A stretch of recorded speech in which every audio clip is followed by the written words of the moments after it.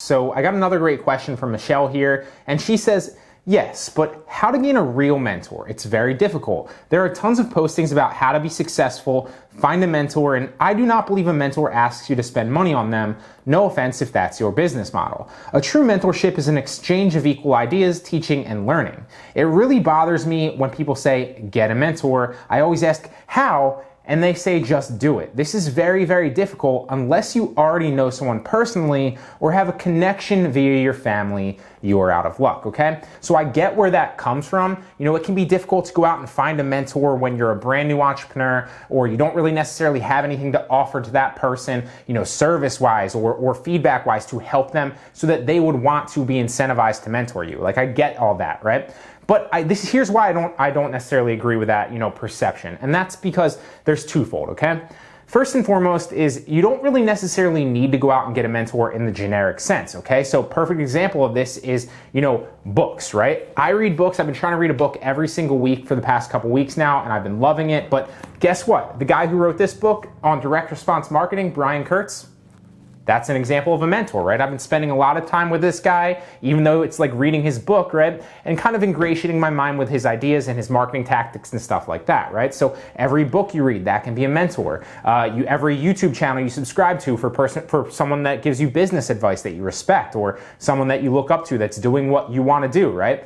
That's an example of a mentor. So there's many different ways to find a mentor. It doesn't necessarily need to be the generic sense of, hey, you know, you have this relationship with somebody in person that they mentor you, or it's like somebody where you can pick up the phone and bounce questions off them. It doesn't have to be a mentorship in the generic sense like that. You can go out and find mentors in a lot of different ways, okay?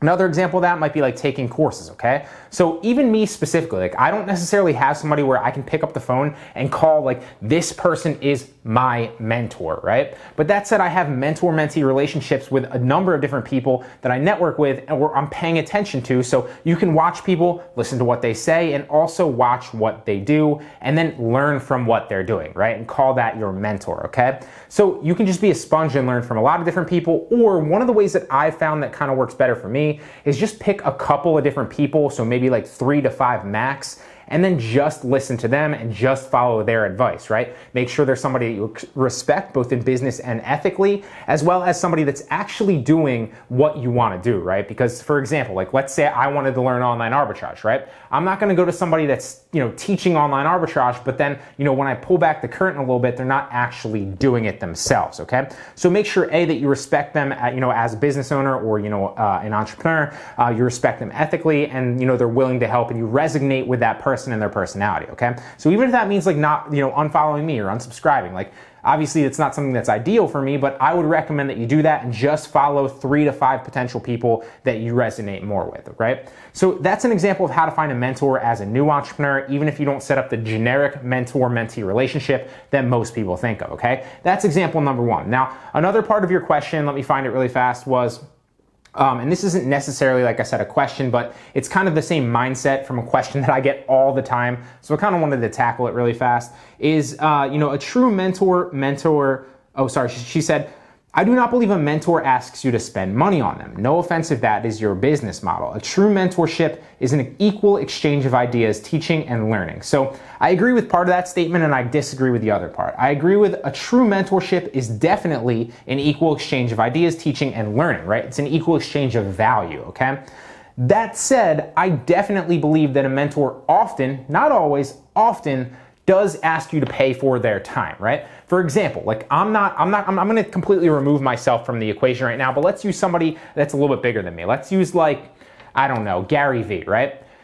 Let's say you wanted to get mentored by Gary Vee. He doesn't necessarily do this, but let's just assume that he did, right? Plug anybody that you respect into that equation, okay? Do you think that he would mentor you, you know, for free? No. But do you think that if he, for whatever reason, agreed to mentor you, would he charge you? Yes, he would definitely charge you, right? He wouldn't necessarily just do that for free. The reason being is twofold. A, his time's valuable, right? He could be spending that time in a number of other ways. And B, on top of that, he knows that by charging you, he's going to get you to perform better. And basically, it's because you need some skin in the game yourself, hence the paywall aspect of it, to buy that mentor to actually listen to what they're saying and implement what they're saying. Too often people get something for free and then it just, goes into kind of like a lockbox or into their pocket, or they store it on their computer and they don't ever use it because they don't value it as much as somebody that actually paid for that same information or that same mentor, okay? So, you got to kind of stop looking at it from a generic mentor-mentee relationship. That's point number one that I wanted to make. And point number two is often it can benefit you to actually spend money on the mentor or spend money on a course or spend money on a book or whatever it is, even if that's not my course, right? Even if that's not I don't have a book, but let's pretend I did, right? Whatever, okay? So sometimes you got to go out there and you got to put a little bit of skin in the game, and you will reap the rewards, even if that ROI isn't immediate, okay?